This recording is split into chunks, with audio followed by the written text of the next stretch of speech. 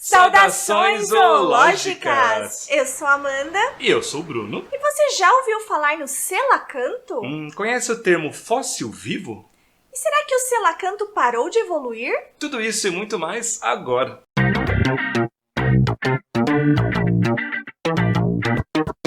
E o vídeo de hoje é dedicado àquela galera que pediu para falarmos sobre o selacanto quando a gente lançou aquele vídeo sobre pokémons baseados em fósseis. E o selacanto é um peixe conhecido por um extenso registro fóssil, que varia de 360 até 80 milhões de anos atrás. E acreditava-se que ele estivesse extinto lá desde o período Cretáceo, junto com muitas outras espécies de dinossauros. Até que um exemplar vivo foi capturado. No dia 23 de dezembro de 1938, Marjorie Courtney Latimer, curadora de um pequeno museu de história natural da África do Sul, recebeu um telefonema de um amigo, o Hendrik Guzman, e ele era capitão de um barco de pesca. Essa ligação era sobre um peixe que havia sido capturado de um intenso azul metálico. Assim que a Marjorie recebeu o espécime, logo ela viu que não se tratava de um peixe nada comum e tratou imediatamente de contactar o seu amigo especialista em peixes, o James L.B. Smith. Mas era época de Natal e seu amigo estava viajando. Sem ter condições de preservar o espécime, Marjorie providenciou a sua taxidermia, ou seja, seu empalhamento, e mandou uma carta então para o seu amigo onde ela fez um desenho do animal. Ao receber essa carta, 11 dias depois, James ficou espantado. Mais tarde, ele próprio chegou a dizer: "Nem se eu tivesse visto um dinossauro andando pela rua, eu teria ficado tão surpreso."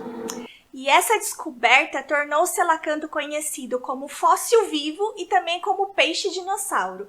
Mas nenhum desses dois termos está correto, porque se um organismo está vivo, ele não pode ser um fóssil, certo? E peixes não são dinossauros, embora os dinossauros podem ser considerados peixes. Que coisa, não? Mas como assim?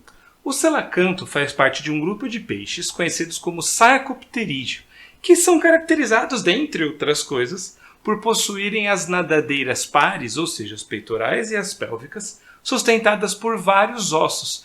E olha só, assim como os nossos membros também são sustentados por vários ossos.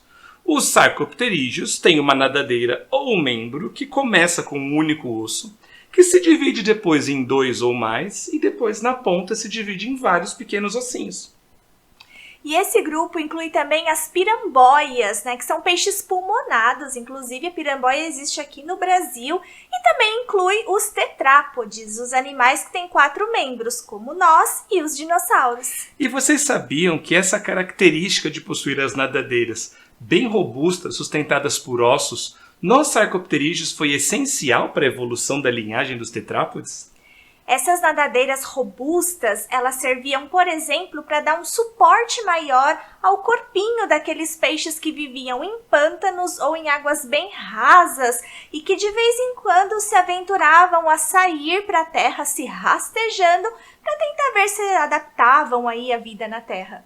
E um exemplo da linhagem dos tetrápodes, que foi um dos primeiros vertebrados a andar em terra firme, ele também tinha nadadeiras bem robustas, é o Tiktaalik.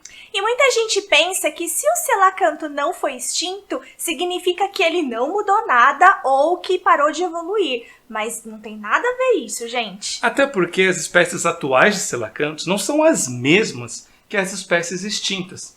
E justamente por conta disso, elas não possuem as mesmas características, apesar de serem razoavelmente parecidas. Não é porque um animal se parece muito com seus antepassados que significa que ele não evoluiu. Até porque, gente, evolução não é uma coisa drástica, tipo um Pokémon evoluindo para outro. Evolução é um processo que demora muito tempo e tem muitas etapas. Deixa aqui embaixo um comentário se vocês querem que a gente fale de outros fósseis vivos aqui no canal.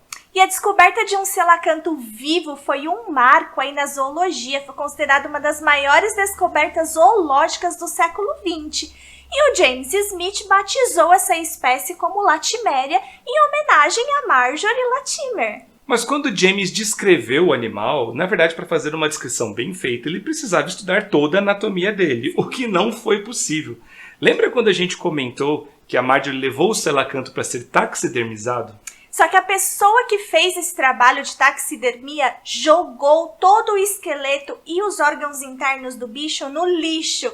E aí, quando a Marjorie ficou sabendo disso, ela até foi procurar nas lixeiras do museu e ela foi até no aterro sanitário da cidade, mas não encontrou os restos do bicho. Apenas 14 anos depois, em 1952, é que um segundo espécime de selacanto foi descoberto lá nas Ilhas Comoros. E o James ficou tão preocupado com a segurança desse espécime que ele foi até lá pessoalmente num avião das Forças Aéreas Sul-Africanas. E para vocês terem uma ideia do quão precioso que era esse espécime, em termos científicos, é claro, o James até dormiu do lado do bicho para garantir que nada ia acontecer com ele.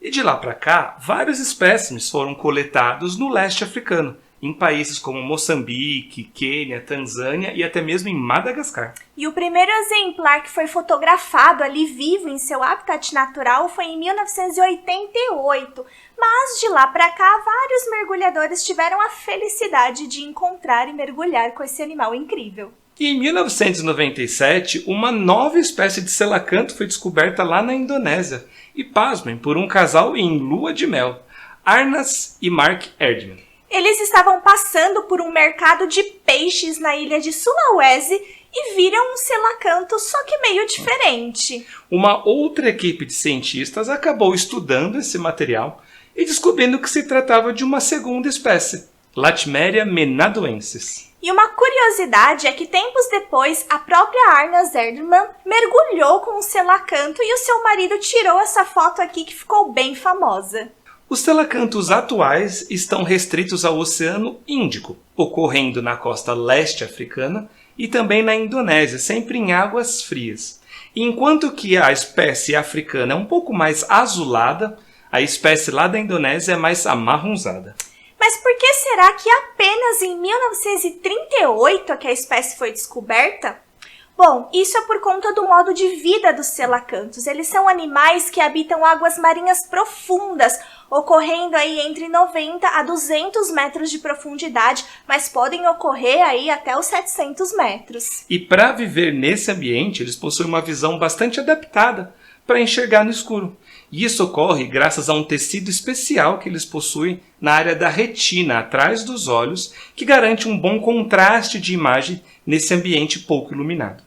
Os selacantos são carnívoros e eles se alimentam principalmente de outros peixes ósseos, mas também de tubarões e de lulas. E eles são predadores oportunistas e de hábitos noturnos. E para ajudar a localizar as presas dele, eles possuem uma glândula na ponta do focinho. Outro hábito curioso dos selacantos é que já foi reportado que esses animais conseguem nadar com a cabeça direcionada para baixo e até mesmo de barriga para cima. E existe uma hipótese de que os selacantos conseguem baixar bastante o seu metabolismo para poupar energia no ambiente marinho profundo. Os selacantos que vivem perto da região de Sodwana, na África do Sul, eles costumam durante o dia descansar em cavernas, a profundidade de 90 a 150 metros, mas durante a noite eles sobem para as regiões mais superficiais para caçar. E os selacantos dão à luz a seus filhotes, assim como várias espécies de tubarões e raias e algumas espécies de peixes ósseos, como alguns peixinhos típicos de aquário, plati, molinésia, lebiste. E a fêmea de selacanto gera de 5 a 25 filhotes por gestação. E vocês sabiam que existem selacantos no Brasil? Mas calma que a gente não está falando dos selacantos atuais, do gênero Latimeria, e sim de espécies extintas. Aqui no Brasil existem muitas espécies de selacanto, principalmente lá no Nordeste. Esses fósseis incluem várias formas diferentes, inclusive essa daqui que vocês estão vendo agora, do gênero Mawsonia, nessa incrível ilustração que foi feita pelo nosso grande amigo Felipe Elias, lá do Paleozoo BR. E o Felipe já esteve aqui no nosso canal para falar sobre como nós reconstruímos os dinossauros. Se você ainda não viu esse vídeo, clica aqui para conferir. E não se esqueça que toda quinta-feira sai vídeo novo aqui no Zoomundo. Se por acaso você ainda não é inscrito, aproveite e se inscreva. E aproveite também para clicar no sininho e não perder nenhuma notificação. Nos vemos no próximo vídeo. Tchau! Tchau.